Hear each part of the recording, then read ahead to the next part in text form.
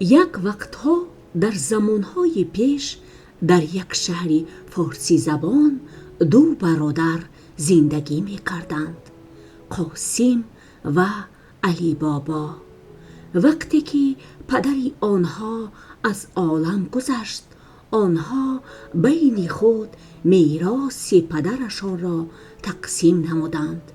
قاسم در بازار به سوداگری مشغول شد. او مالهای ابریشمی و لباسهای پرقیمت می فروخت. قاسم می توانست که آدمان بسیاری را در گرد متاعهای خود گیر سازد و مال سوداییش را با بهای بلند می داد. روز از روز او بایتر می شد و وقتی که مبلغی بسیار به دست آورد، به دختری قانونشناسی زود خانه‌دار شد که نامش فاطمه بود. علی بابا باشد هنری سوداگری نداشت و او زنی داشت که از عائله کمبغل بود و نامش زینب بود. آنها همه مبلغ‌هایشان را در مدت کوتاه به انجام رسانیدند و روزی از روزها زینب به شوهرش گفت: گوش کن علی بابا، به روزهای نزدیک خوراکه ما به انجام می رسد. تو باید چاره جویی تا اینکه ما از گرسنگی نمیریم. علی بابا به باغ برآمد و در زیر درخت مدت نشسته اندیشید و راهش را یافت. او به دست مبلغی مانده شده را گرفته راهی بازار را پیش گرفته از آنجا 2 خر، تبر و بند خرید. روز دیگر او از شهر بیرون آمده به کوهی بلند برآمد که پر از درخت بود و آنجا تمام روز درخت زده هیزم جمع نمود. بیگاهی علی بابا هیزم را بسته به خرها بار نموده به شهر برمیگشت. او هیزم را در بازار فروخته نان و گوشت خرید. از همان روز سر کرده او هر روز به این منوال روز می برد. روز از روزها او در تگی درختی نشسته بود که ناخواست دید که گرد و چنگ به هوا برخاست. علی بابا دید که به سوی او سواره ها آمده ایستادند. در پیش در بالای اسبی سفیدی بلند شخصی یک چشمه که ریشی سیاه داشت نشسته بود. علی بابا ترسید. او تیز به بالای درختی برآمده در پشت نوده ها پنهان شد. خرهایش را نیز پنهان کرد. سوارگان به جای رسیدند که کمی پیشتر علی بابا آنجا می ایستاد و از اسبان فرآمدند. هر یکی در پشت خلطه وزنین را گرفته انتظار شدند که راهبرشان چی می گوید. این آدمان کیها باشند و این خلطه ها چی داشته باشند؟ فکر نمود علی بابا. شاید آنها راهزن‌هایند و یا دزدان باشند. علی بابا آنها را شمرد. شماره آنها 40 نفر بودند غیر از راهبرشان. سردار آنها به نزد کوهی بلند آنها را آورد و در آنجا رستنی های زیاد می رویدند و راهبری راهزنها ایستاده و با صدای بلند گفت: سیم سیم در را کشا. ناگاه کوه به جنبش آمد و غار وانمود شد و سردار آنها وارد آن غار شد و دیگران نیز به آنجا در آمدند و غار باز پوشیده گشت. انا عجایبات، فکر کرد علی بابا. سیم سیم این نامی رستنی خوردکک است که من میدانم که از آن روغن به دست می آرند، لیکن من نمیدانم که او باز دری غارها رو می گشاید. کمی وقت گذشته بود که باز دروازه غار گشاده شد و 40 راهزن و سردارشان با خلطه های خالی از آنجا بیرون شدند. آنها به اسب‌هایشان سوار شده از چشم غایب گشتند. آن زمان علی بابا تیز از درخت به پایان فرآمده به نزد کوه آمده راست ایستاد. چی می شده باشد اگر من هم بگویم سیم سیم در را گشا؟ فکر نمود او. در گشاده می شود یا نه؟ کنی می سنجیم. او شیردل شده با تمام آوازش داد زده گفت سیم سیم در را گشا. همان زمان دری غار گشاده شد. علی بابا به درون غار در آمد. وقتی که وارد آن گشت غار پوشیده شد.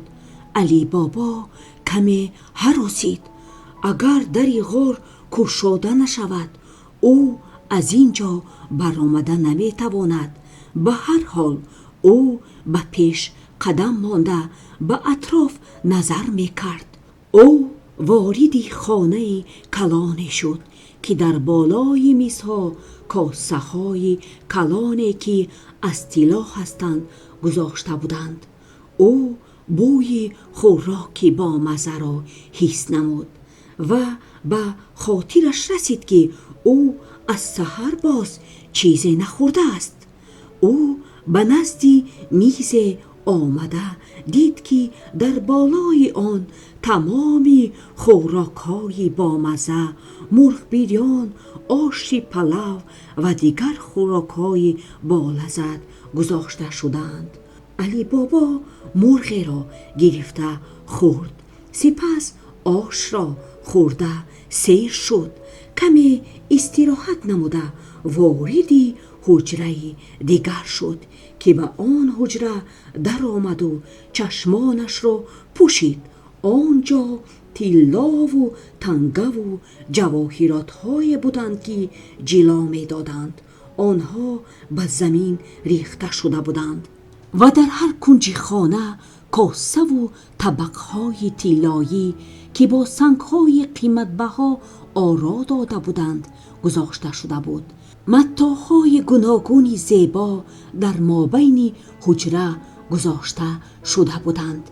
در دیوارها باشد نیزه ها و کارت های زیبا آویزان بودند که شمارهشان به یک قطاره کلان عسکرها قافی می کرد. علی بابا به همه این زیباگی نظر کرده نمی دانست که چی کار کند. او جامه های ابریشمی را به تن می کرد. گاه کاسه های طلایی را گرفته نظر می کرد، گاه تنگه های طلایی را با دندانهایش زیر می کرد. در آخر او آرام شده به خود گفت این تنگه و طلاها شاید مال دزدی باشند که راهزنهایی که اینجا بودند آنها را در اینجا گذاشتند. این بایگری ها از آنی کیستند و اگر من از این بایگری کمی با خود گیرم گناه نمی شده باشد، چون که آنچه که در اینجا هست چنان بسیار است که حساب ندارد. علی بابا در بالای زمین متاعی را گذاشته بر روی آن نشست و طلاها را جمع کردن گرفت.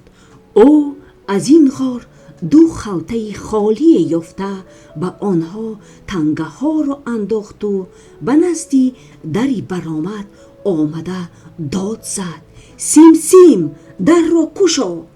دری غار همان زمان گشاده گشت. علی بابا از غار بیرون شد و در آن غار پوشیده گشت. خار و نوده ها و علف ها چنان در را پوشانیدند که در نظر دیگر نمی نمود. خرهای علی بابا علف می خوردند. علی بابا به آنها خلطه ها را بار نمود و از بالای آنها هیزم ها را بار نموده به خانه اشان روان گشت. وقتی که او برگشت شب شده بود. زینب غمخوار او را در نزد در انتظار بود. تو در جنگل اینقدر دور و دراز چی کار میکردی؟ پرسید زینب. من فکر کردم که تو را گرگان خوردند. برای چی هیزم رو نفروخته و به خانه آوردی؟ علی بابا گفت حاضر تو همش رو میفهمی زینب. بیا به من کمک نما تا این خلطه ها را به خانه در آورده مانیم و غوغا نبردار تا اینکه همسایه ها ما را نشنوند. زینب یک خلطه را به پشتش پرتافته با علی بابا واردی خانه شد. او دری خانه اشان را خوب پوشید، چراغ را درگیراند و خلطه را کشاد و از ترس داد زد. تو چی کار نمودی علی بابا؟ تو مالی کسی را به یغما بردی؟ نه ترس زینب، گفت علی بابا. من مالی کسی را ندزدیدم و خودی حاضر به تو آنچه از سرم گذشت نقل خواهم نمود. او به زینب درباره غار راهزنها نقل کرد و سخنش را به آخر رسانیده گفت زینب این طلا را باید پنهان نموده درباره آن به کسی سخن نگویی. آدمان گمان میکنند که ما در حقیقت کسی را غارت نموده ایم و آنها به خود سلطان رفته این خبر را میرسانند و آنگاه سلطان از ما این طلا را خواهد گرفت، ما را باشد به زندان خواهد پرتافت. بیا این طلاها را در تگی زمین در چقوری کفته پنهان نماییم. آنها به باغ در آمده در روشنی ما چقوری کنده طلاها را آنجا پنهان کردند. کارشان را به انجام رسانیده علی بابا خواب شد. زینب هم به بسترش در آمد و از یک پهلو به پهلوی دیگر می گشت و فکر می کرد. علی بابا چقدر طلا آورده باشد؟ وقتی که صبح شود من همه طلاها را می شمارم. روز دیگر وقتی که علی بابا به کوه رفت، زینب به نزد غار آمده طلاها را حساب نمودن خواست، لیکن آنها چنان بسیار بودند که زینب نتوانست که این کار را به انجام رساند. در آخر این کار به جانش زد و او گفت بهترش من ترازوی میگیرم تا اینکه طلاها رو شمارم، لیکن ما ترازو نداریم، مجبورم که از فاطمه پرسم. او به نزد دری خانه فاطمه رفت و در را زد. فاطمه بیرون برآمد. فاطمه ترازویتان را به من بده، من همین روز آن را به تو برمیگردانم. خوب، جواب داد فاطمه، لیکن ترازویم در خانه همسایه است. حاضر من رفته آن را برایت می آورم، تو اینجا ایست. فاطمه دروغ گفت. ترازو در آشخانه اشان آویزان بود. حقیقت این بود که او می خواست داند که برای چی به زینب ترازو لازم شده مانده است. در خانه علی بابا دیر باز یگان چیزی بر نمی کشیدند. او از زینب این را پرسیدن نمی خواست، زیرا که هوا بلند بود. او تگی ترازو را با شیرش آلوده نموده سپس آن را به زینب داده گفت من بگیر، لیکن تو نشستی آفتاب آن را برگردان که من ماش را باید حساب نمایم. تشکر فاطمه، گفت زینب و دوان به خانه‌اش آمد. او همه زرهای غار را برآورده حساب نمود و به اطرافش احتیاطکارانه نگاه میکرد. طلاها را حساب نموده ترازو را به فاطمه برگرداند. فاطمه ترازو را گرفته نظر کرده دید که در تگ آن چیزی گرد و روشن چسبیده است. این طلا بود. فاطمه به چشمانش باور نمی کرد. او تنگه طلا را نگاه کرده با دندانهایش زیر نموده فکر کرد که این طلای حقیقی باشد یا نه. تنگه طلا حقانی بود. انا اکنون فهمیدم که چی را حساب کرده است، گفت فاطمه. آنها اینقدر بای شدند که تنگه های طلایشان را با ترازو حساب می کنند. شاید آنها بایگری دیگری را دزدیدند و خود را کمبغل نشان می دهند. تیزتر قاسم از دکانش به خانه برمیگشت. من حتما با او نقل می کردم. بگذار او به نزدی علی بابا رود و او را خوب بترساند و علی بابا با ما این بایگری را تقسیم خواهد کرد. فاطمه روزی دراز نزد دروازه قاسم را انتظار شد. بیگاه قاسم از دکان برگشت. فاطمه او را پیشواز گرفته گفت: گوش کن قاسم، من چی خبر دارم؟ برادر تو علی بابا خودش را بیچاره کمبغل وانمود می کند. او باشد از من و تو دیده بایتر است. فاطمه تنگه طلایی که به ترازو چسبیده بود به قاسم نشان داد. قاسم تنگه را به دستش گرفته از نظر گذرانده گفت: نام من قاسم نباشد اگر من نفهمم که از کجا علی بابا این تنگه ها را یافته است. یا به زوری یا به زاری من از او این تنگه ها را میگیرم. و او همان زمان به نزد برادرش روان شد. علی بابا از کوه برگشته بود و در روی خرسنگی که در نزد حولیشان بود نشسته استراحت داشت. او از دیدار قاسم شاد شد و گفت: خوش آمدی قاسم، تو به خانه من دیر باز نآمده ای. تو با کدام مقصد در این بی وقتی به خانه هم آمده ای؟ شام بخیر برادر من، مغرورانه گفت قاسم. من را به نزد تو خفگی آورده است. خفگی؟ حیران شد علی بابا. چی خیل منی هیزم کشی بیچاره شخص عالی قدر بازار را خفه کردم؟ تو حالا از من دیده بایتر هستی، گفت قاسم. تو تنگه های طلا را با ترازو حساب میکنی. انا بین زن من از ترازویی که زن تو برده بود و گردانیده آورده بود چی یافت؟ تو مرا فریب نکن، من همش را میدانم. برای چی تو از من پنهان نمودی که بای شده ای؟ شاید تو کسی را غارت کرده ای. علی بابا فهمید که قاسم سیر او را میداند.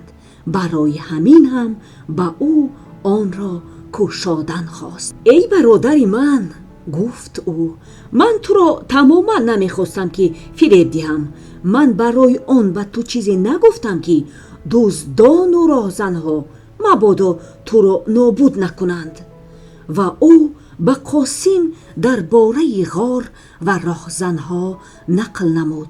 سپس دستش را به برادرش دراز نموده علاوه کرد: ای برادر، ما و تو پسرانی یک پدر و مادریم. بیا با هم اون چی که من از غار دسترس نمودم تقسیم نمویم. من راه غار را میدانم و از راهزنها چطور خود را امین داشتن را نیز میدانم. تو نصف بایگری ها را بگیر، به تو برای تمام عمرت کفایه است. من نصف تنگه ها را نمیخواهم، میخواهم همه آن تنگه ها را از خود سازم. داد زد قاسم و دستی علی بابا را تیله داده علاوه نمود: تیزتر گپ زن، با کدام راه به غار رفته رسیدن ممکن است؟ تیزگوی به درون غار چه خیل وارد شدن ممکن؟ اگر نگویی من به سلطان از این غار خبر میکنم، او سرت را از تنت جدا خواهد کرد. چرا تو مرا از سلطان ترسانیده ایستاده‌ای؟ گفت علی بابا: اگر خواهی به غار خودت رو، لیکن از آنجا تو تمام طلا و جواهراتش را برآورده نمیتوانی. اگر تو سال دراز شب و روز استراحت نکرده از آنجا طلا و نقره هایش را بگیری، تو گویا نصف آن بایگری را نبرآورده ای. او به قاسم نقل نمود که با کدام راه به غار می رسد و به او فرمود که نغزکک در خاطر دارد سخنهای سیمسیم در را کشا را. فراموش نمی کنم، گفت قاسم. سیمسیم در را کشا، این به فکرم نام گیاه است، به مثل ماش و نخود در خاطرم می گیرم. روز دیگر قاسم در بالای 10 اسب صندوقهای کلان گذاشته به طرف جنگل روان شد. او اسبهای خود را در کنار جنگل گذاشته خودش دروازه غار را جستجو نموده آن را یافته رو بر رویش قرار گرفته با تمام قوهش گفت: ای سیمسیم، در را کشا. در کشاده شد و قاسم وارد غار شد و در پوشیده شد. قاسم دید که در درون غار پر از تنگه و طلاست و قریب بود که دیوانه شود. او در جایش رقصید و سپس به غون و چین تنگه ها سر کرد. او از متاعهای پرقیمت، کوزه ها و کاسه ها، کارت ها و اشیاهای زیبای غار می گرفت. تنگه ها را به کیسه هایش می انداخت. او در غار قریب 1 ساعت گشت، لیکن همه آن چیزها را گرفته نمی توانست، چون که شماره چیزها بسیار بود. وقتی من بسیار است، من از اینجا خلطه به خلطه بار میبرم تا آن زمانی که همه چیزها را از اینجا تمام نکنم. او خلطه های پر از تنگه را گرفته به نزد در کشاله کنان آمده ایستاد. در محکم بود. قاسم میخواست سخنان سحرناک را به زبان آورد، لیکن او فهمید که او آنها را فراموش کرده است و او داد زد: نخود، در را کشا. در کشاده نشد. قاسم کمی فکر کرد و ترسید. سپس باز گفت: گندم، در را کشا. در از جایش بیجا نمی شد. قاسم از ترس و هراس دیگر چیزی گفته نمی توانست و نامهای تمام گیاه ها را با نوبت نامبر می کرد. جو در را کشا، ماش در را کشا، لیکن در کشاده نشد. قاسم فهمید که او از این غار دیگر هیچگاه برآمده نمی تواند. او به بالای خلطه طلا نشسته اشک ریخت. در این مورد راهزنها یک چند فروشنده های بای را غارت نموده همه بایگری آنها را با خود گرفته می آمدند. در نزدیکی غار سرداری راهزنها اسپان بسیار را دید. این چی اسپانند؟ گفت او. با بالای زینهایشان صندوقها محکم بسته شدند. شاید کسی در باره غار ما چیزی فهمیده ما را غارت کردن میخواهد. او بر راهزنها امر نمود که خاموش شوند و خود به در غار آمده با آوازی پست گفت: سیم سیم در را گشا.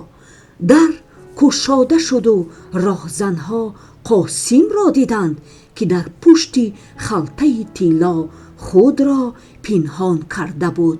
سردار راهزنها به پیش در آمده با کارد سری او را از تن جدا کرد.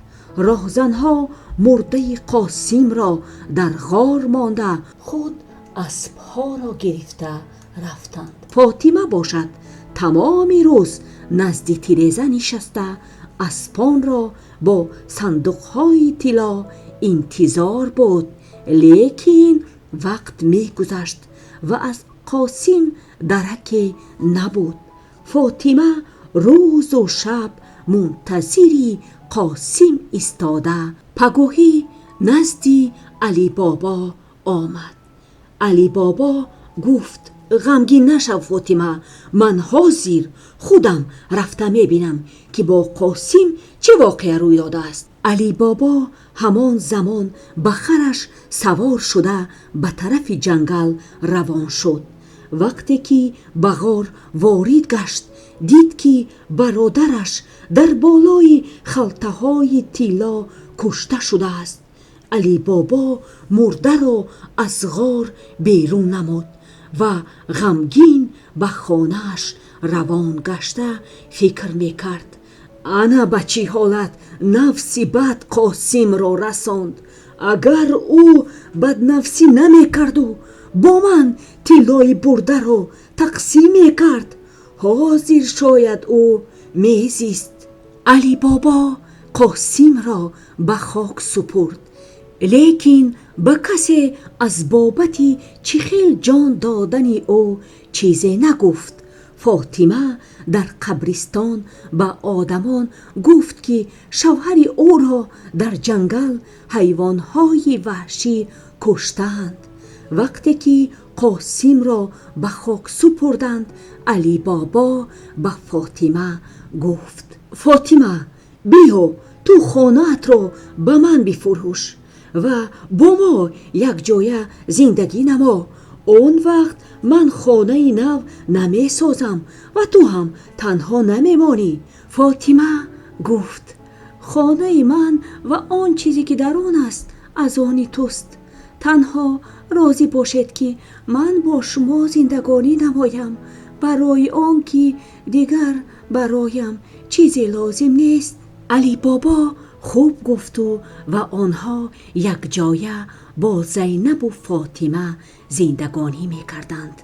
علی بابا باز یک چند مراتبه دیگر به غار راهزنها رفته طلا، قالین‌های پرقیمت و جواهرات ها و تنگه ها را آورد.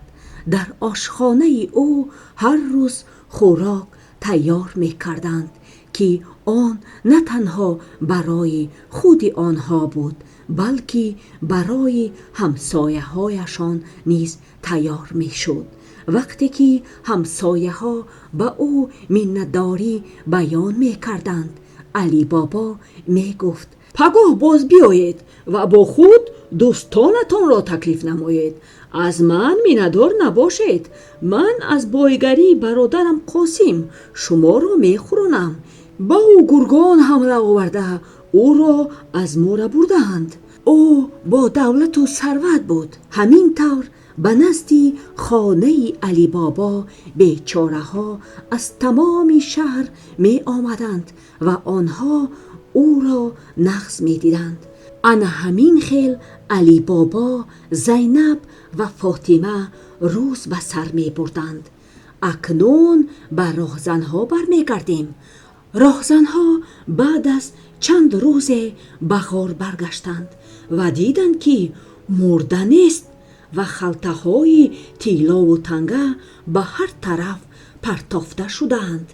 به غار ما باز کسی در آمده است. داد زده گفت سرداری راهزنها: من یک دشمنش را کشتم، اما اینجا میبینم که شماره آنها زیاد است. اگر من شخصی را که از ثروت ما استفاده میکند یافته نکشم، نام من حسنی یک چشمه نباشد. گفت راهبری راهزنها: راهزنهای شجاع، در بین شما شخصی دلیر یافت می شود که ناترسانه به شهر رفته دشمن ما را یابد. بگذار به این کار آدمی ترسانچک دست نزند. تنها شخصی زیرک و دانا می تواند که این کار را حل نماید. سردار، گفت یکی از راهزنان، تنها من می توانم که به شهر رفته دشمن ما را جستجو نمایم. بیهوده مرا احمد سرکن نمی گویند.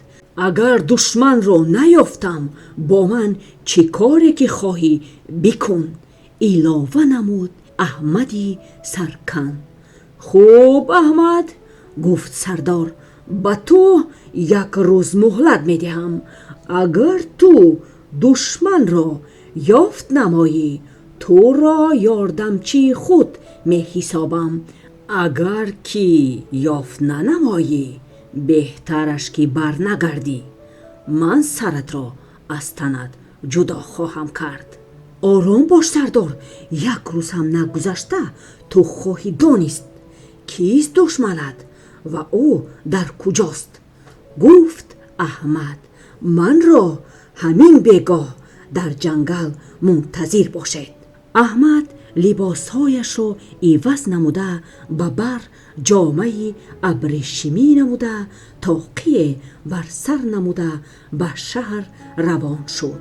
پگاهی بود، بازار حالا به آدم بود و دکانهایش پوشیده بودند و تنها مرد استای پایفزال دوست انتظاری آدمان بود. احمد به نزد او آمد، سلام داد و پرسید: صبح بخیر تقا، شما بروقتر به کار آمدید. اگر شما را نمی دیدم مجبور بودم که چند اینجا مانم. برایتون چی لازم است؟ پرسید استای پیر که نامش مصطفی بود. من در این شهر شما بیگانه‌ام، جواب داد احمد. خودی همین شب من به این شهر آمدم و تا صبح منتظر گشادن دروازه شهر بودم. در این شهر برادرم زندگانی میکرد که سوداگری بای بود. من به نزد او از شهری دوردست آمدم، لیکن از درون این شهر گذشته شنیدم که او را در جنگل مرده‌اش را یافتند. اکنون من نمیدانم که چه خیل نزدیکان او را یابم تا با آنها اشک بریزم. تو میگویی که برادری تو سوداگری بای بود؟ پرسید استا. در شهر ما به همین نزدیکی ها یک سوداگری را به خاک سپریدند. من در مراسمی به خاک سپریدن او حضور داشتم.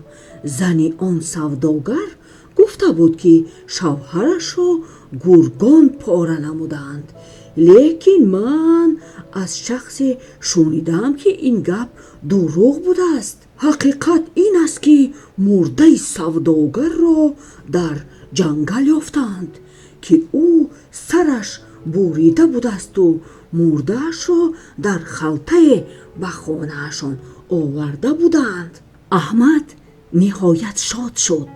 او فهمید که این سوداگری بای همان شخصی است که از دست سردار راهزنها کشته شده بود. تو میتوانی که من را تا خانه آنها ببری؟ پرسید احمد از استا. میتوانم، جواب داد استا لیکن من کارم رو چی کار کنم؟ شاید نفر به نزد من پای افزار آرد و من رو در جایم نیابد. من برایت تنگه، گفت احمد. این رو بگیر و اگر تو برایم خانه برادرم را نشان داده توانی باز تنگه بهرت خواهم داد. رحمت برای دلگشاییت، گفت مصطفی خرسند شده. برای چنین تنگه را به دست آوردن من مدت 1 ماه پای افزالها را شیرش میکردم. بیا رفتیم و استا احمد را به نزدی خانه‌ای که در آن قاسم میزیست آورد. انا این خانه است که در آن سوداگری که از دنیا گذشت زندگی میکرد. اینجا حالا دادر او زندگانی میکند، گفت مصطفی. خود او به من لازم است، فکر کرد احمد. او به مصطفی تنگه داد و مصطفی برفت تعظیم نموده. همه خانه های این شهر دیوارهای بلند داشتند و دروازه هایشان به کوچه کشاده می شدند. این خانه را به یاد گرفتن امکان ناپذیر بود. این حولی را یگان نشانه ماندن لازم، گفت احمد خود به خود، چون که آن را بعد باز یابم. او در دروازه این حولی صلیب کشیده رفت و خرسندانه خود به خود گفت اکنون این خانه را در یادم گرفتم و پگاه رفیقانم را به اینجا میارم. سپس من یاردمچی سردارم خواهم شد. همین که احمد از نزدی خانه قاسم دور شد، از آن حولی خدمتگاری علی بابا مرجانه که دختری دانا و نوترسه بود بیرون شد. او به بازار برای خریدن گوشت و نان روان بود. در را پوشیده صلیبی کشیده احمد را بدید که دروازه ما را افلاس نموده باشد. فکر نمود او شاید پسرکان کوچه باشند.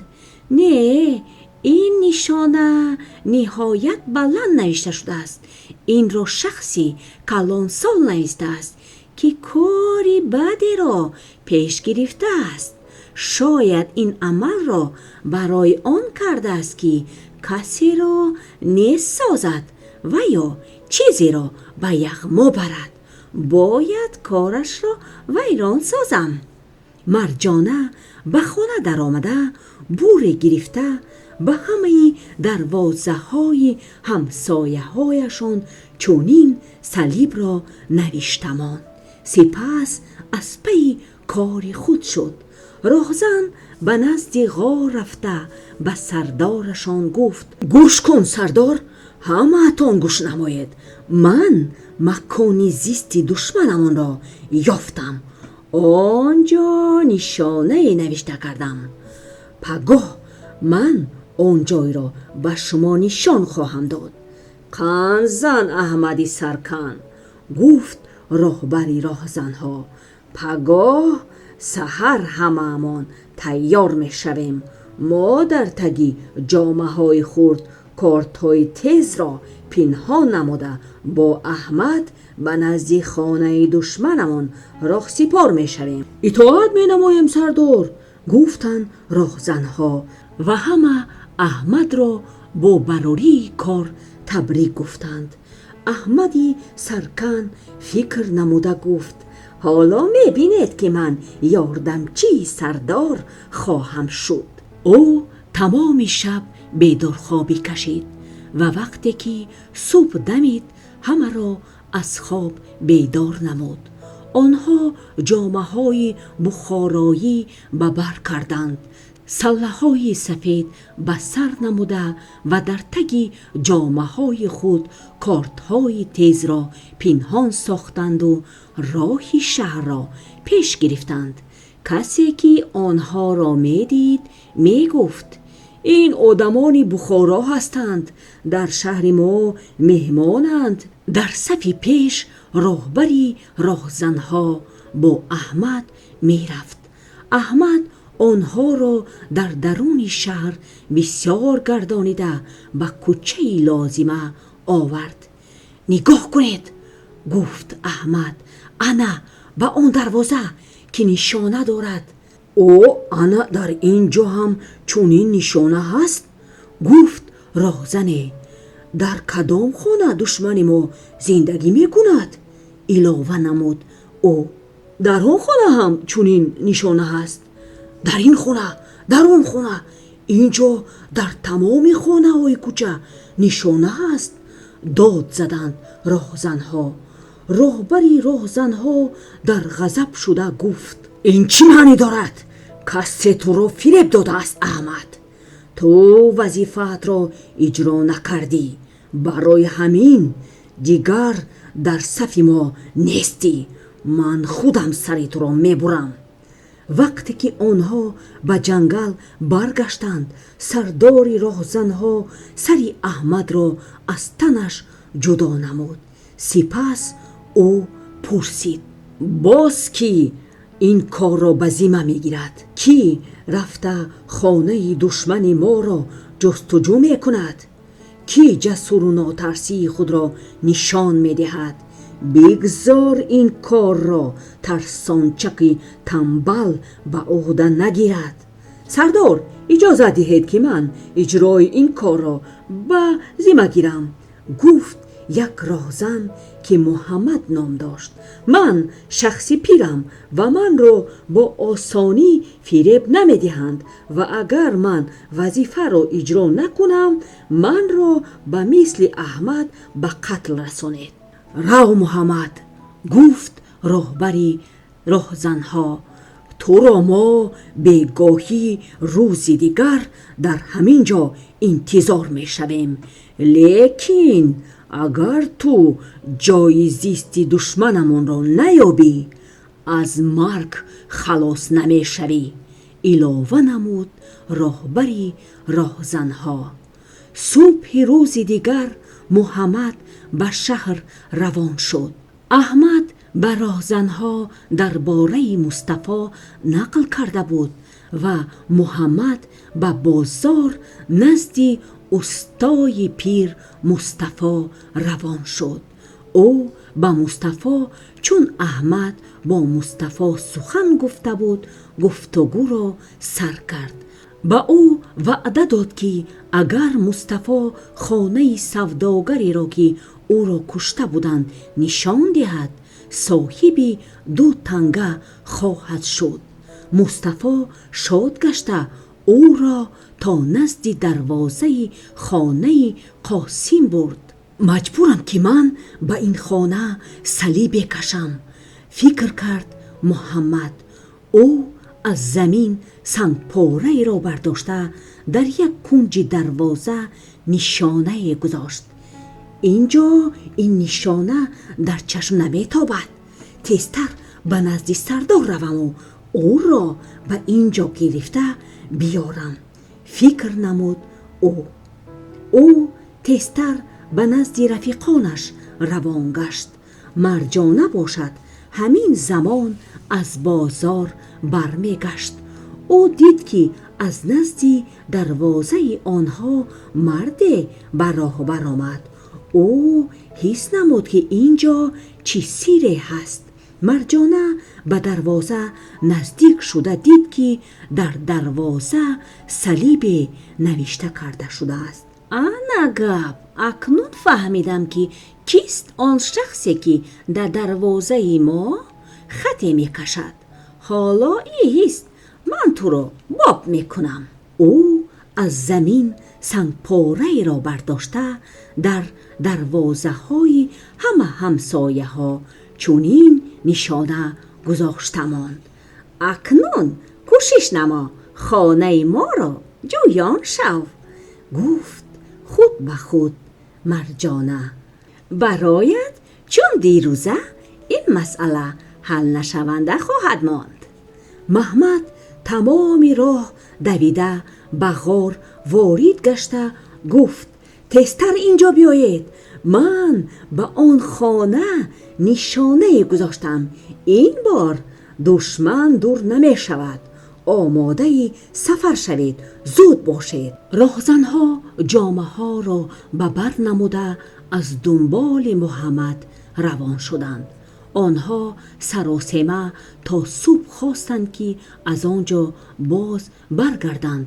کوچه شناسش را محمد یافته سرداری راهزنها را به نزد دروازه زیبای آورده به نشانه اشارت نمود. دیدید؟ گفت او، انا نشانه مانده من. اینش چی؟ پرسید راهزنی که در نزد دروازه دیگری می ایستاد. در این دروازه هم چنین نشانه هست؟ چی خیل نشانه؟ داد زد محمد. نشانه سرخ، جواب داد راهزن. و در هو انا دیگر دروازه ها هم چنین نشانه هست. روبرویمان هم چنین صلیب دیده می شود. تو صلیب گذاشته‌ات را به سردارمان نشان داده ایستاده بودی. من اون زمان دروازه های دیگر رو تفتیش کردم. خیر محمد، گفت سرداری راهزنها، تو را هم فریب دادن می. گرچنده که تو راهزنی خوب هستی، لیکن وظیفت را اجرا نکردی. از گناهت نمی گذرم. و محمد را چون احمد کشتند و شماره راهزنها به 38 نفر رسید. باید خودی من به این کار مشکل مشغول شوم، فکر کرد سرداری راهزنها. آدمان من خوب می جنگند، می دوزند، ولی آنها فریب نمودن نمی توانند. روز دیگر حسن یک چشمه راهبری راهزنها خود به خود فکر نموده واردی شهر شد. خرید و فروش در بازار بسیار خوب بود. او استای پایفزال دوست مصطفی را یافته نزدش نشسته گفت: ها تقا، برای چی تو چنین زیق هستی؟ کارت کم است؟ ها چند وقت شده است که کار سست است. من شاید از گرسنگی میمردم اگر تقدیر برایم کمک نمی کرد. دیروز پیش نزدم شخصی دستکشاده آمد و گفت که خویشاوندان برادرش را جویان است. من خانه برادرش را می دانستم و برایش مکانش را نشان دادم و این شخصی بیگانه به من 2 تنگه داد. دیروز باشد باز یک شخصی بیگانه آمد و پرسید که من خانه برادری او را که در همین نزدیکی ها از عالم چشم پوشیده است میدانم و یا نه، و من او را نیز به نزد همان حوالی آوردم و او به من 2 تنگه داد. امروز انا حالا نصف روزی است، لیکن یگان شخصی به نزدم نآمده است. معلوم که این شخصی که از عالم گذشت فقط 2 برادر داشته است. سخنان مصطفی را سرداری راهزنها شنیده گریه تلخ نموده گفت: چه خوشبختی است که تو را واخوردم. من برادری 3 همان شخصم. من از راه دور آمدم و تنها دیروز خبردار شدم که برادری عزیزمان را کشتند. ما 4 برادران بودیم و در مملکت‌های گوناگون عمر به سر می بردیم و در این شهر همه ما گرد آمده ایم، لیک برادرمان را زنده نیافته ایم. مرا به نزد خانه او ببر و من برایت همان مقدار تنگه که برادرانم داده بودند خواهم داد. خوب، خرسندانه گفت مرد. او دیگر برادر نداشت؟ نه، جواب داد سرداری راهزنها آهی سبک کشیده. ما 4 نفر بودیم، کنون 3 نفر ماندیم. افسوس که شما خیلی کم شدید، گفت مصطفی و آه کشید. رفتیم. گفت او راهبری راهزنها را به نزدی خانه قاسم آورده، حقی خدمتش را گرفته رفت. راهبری راهزنها باشد، شماره دروازه ها را از کنج کوچه شماریده، خانه ها را نغزکک در یادش گرفت و به او نشانه لازم نشد. سپس به نزد راهزنهایش برگشته آمده گفت ای راهزنها، من یک حیله را یافتم. اگر آن را به کار بریم، ما دشمنمان را نیست می سازیم و همه بایگری هایمان را که او از غار برده بود پس می گردانیم. سخنان من را گوش نمایید و آن چیزی که طلب نمایم اجرا نمایید. او به یکی از راهزنها امر کرد که به شهر رفته 20 خر و 40 کوزه برای روغن خریده آرد. وقتی که راهزن خر و کوزه ها را آورد، راهبری راهزنها امر کرد که آنها به کوزه ها درآیند. دهان کوزه ها را خود خوب پیچانیده ببست، بالایشان را کمی سوراخ کرد تا اینکه راهزنها نفس کشند. در 2 کوزه باقی مانده روغن ریخته کوزه های دیگر را با روغن آلوده نمود تا اینکه آدمان فکر نمایند که همه کوزه ها پر از روغنند. راهبری راهزنها خود لباس به بر نمود که سوداگرانی بای و به دولت به بر می کنند و با خرهایش به طرف شهر روان گشت. بیگاه شد. تاریکی هم به چشم می رسید. راهبری راهزنها راست به طرف خانه قاسم روان شد و دید که در نزد دروازه آن خانه شخص آدم دوست و خوشفعل نشسته است. شام بخیر سوداگری عزیز، گفت او.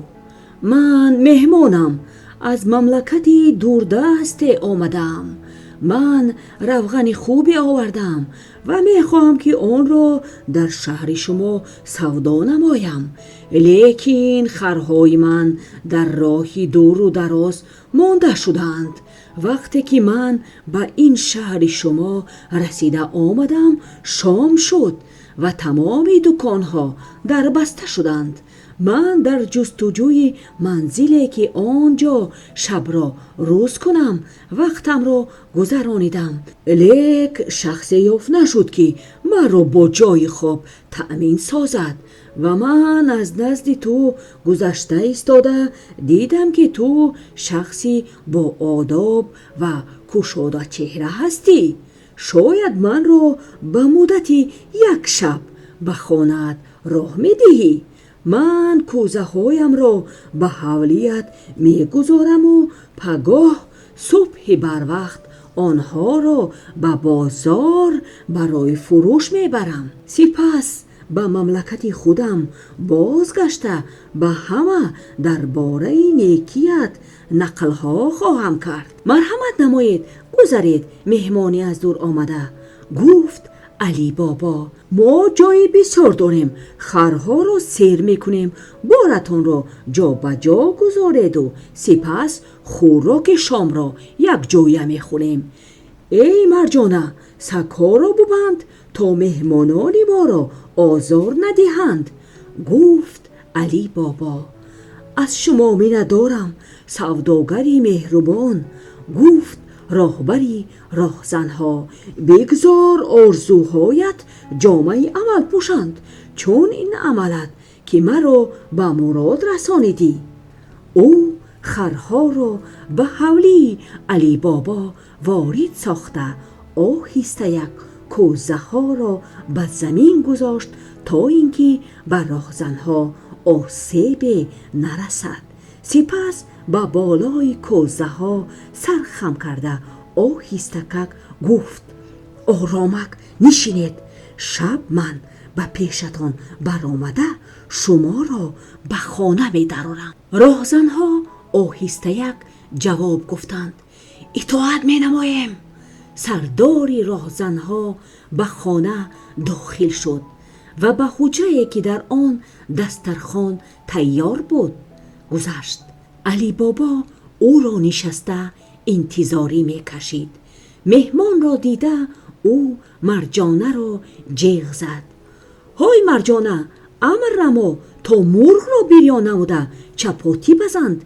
می خواهم که مهمان ما از دسترخوان ما راضی باشد. خوب، گفت مرجانه، من خودم آنچه گفتید تیار میکنم. علاوه نمود او به آشخانه رفته تیز خمیر کرد و خواست خوراک تیار نماید، اما روغنش کمی میکرد. انا ناآمده ای کار، گفت مرجانه. اکنون چی کار کنم؟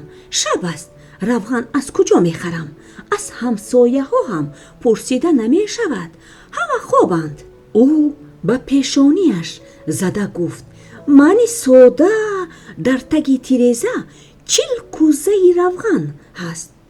من کمی روغن از آن روغنهای مهمان میگیرم، پگاهی چشمی روز کشاده نشده به بازار رفته باز روغن خریده به بالای آن روغنها میریزم. او چراغ را گریان نموده به حولی برآمد و به نزدی کوزه ها رسید. همین خیل شد که کوزه‌ای که به آن مرجانه رسید پر از روغن بود. او از کوزه روغن گرفت. در درون کوزه ها نشستن به جان راهزنها زده بود. تمام عضوهای بدن آنها درد می کرد و دیگر طاقتی نشستن نداشتند. آنها فهمیدند که کسی به نزدشان آمد.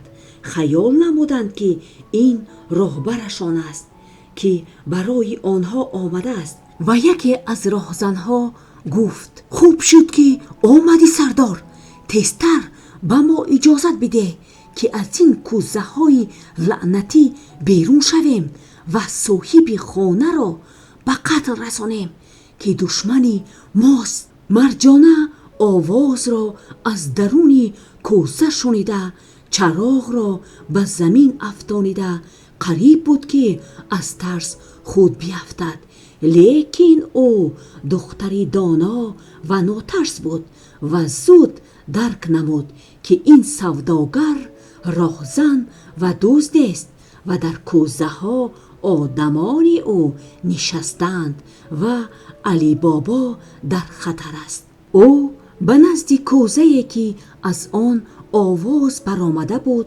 آمده گفت: حالا وقتش نرسیده است، خاموش باش تا اینکه سگ‌ها تو را نشنوند. آنها را از زنجیر شبانه آزاد کردند. سپس به نزد کوزه دیگر آمده پرسید: اینجا کیست؟ من حسن، جواب داد شخصی در درون کوزه بوده. تیار باش حسن، به نزدیکی تو را آزاد خواهم کرد، گفت مرجانه. همین خیل او به نزد هر یک کوزه آمد و فهمید که در 38 کوزه راهزنها نشستند و تنها 2 کوزه پر از روغن بود. مرجانه روغن را گرفته به آشخانه رفت و آن را در روی آتش چنان گرم نمود که آن به جوش آمد.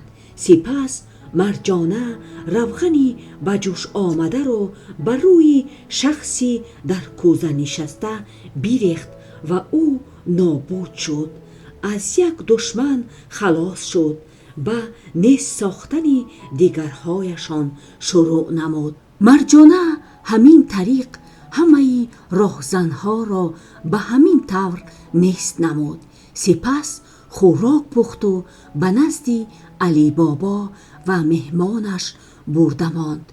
علی بابا مهمان را چنان دسترخوان آراست که او از خوردن خوراک ها به زور راه می رفت او در روی کرپچه ها نشسته به زور نفس می گرفت. علی بابا دید که مهمان سیر است، خواست که او را شاد نماید. او به مرجانه گفت: ای مرجانه، برای مهمانی عزیز ما یک رقص اجرا کن. خوب شده است، گفت مرجانه تعظیم کنان. فقط اجازت ده تا اینکه رومالم را بگیرم، چون که با آن رقص خواهم کرد. رو و بازگرد، گفت علی بابا. مرجانه به حجره‌اش رفت و رومالش را گرفته و باز کردی را با خود پنهانی آورد. سپس او بازگشته به رقص درآمد.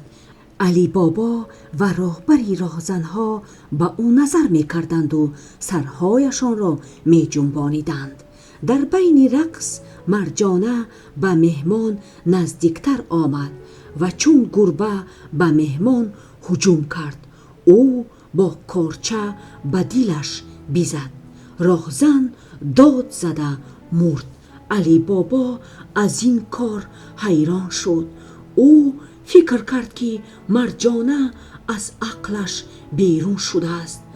بدبختی، داد زد او، تو چی کار کردی؟ در خانه ما مهمان کشته شد، شرمندگی و بدبختی را به سرم آوردی. گفت علی بابا. مرجانه به زانو زده گفت: گوش کنید مرا و سپس هر آنچه که با من کردن میخواهید کنید. اگر من گناهکار باشم مرا چون او نیست کنید. مرجانه به علی بابا تمام واقعه را، چی خیل او راهزنها را شناخت و چطور نیست ساخت نقل نمود. علی بابا فهمید که این همان راهزنهای هستند که به غار آمده قاسم را کشتند. او مرجانه را از زمین برداشته گفت: برخیست، زینب و فاطمه را بیدار کن. سپس علی بابا به زینب و فاطمه گفت: با ما مرگ تهدید میکرد و این دختری ناترس و دانا ما را از آن نجات داد. زینب و فاطمه همان زمان دویده آمده مرجانه را به آغوش کشیدند و علی بابا باشد گفت: تو از همین ساعت خدمتگار نیستی مرجانه. از همین روز تو با ما چون خواهر ما زندگانی خواهی کرد. از همان روز سر کرده آنها خوش و خوشبختانه عمر به سر می بردند. شما نیز شنونده عزیز خوشبخت و سربلند باشید. البته به کانال ما آبونه شدن را فراموش نکنید.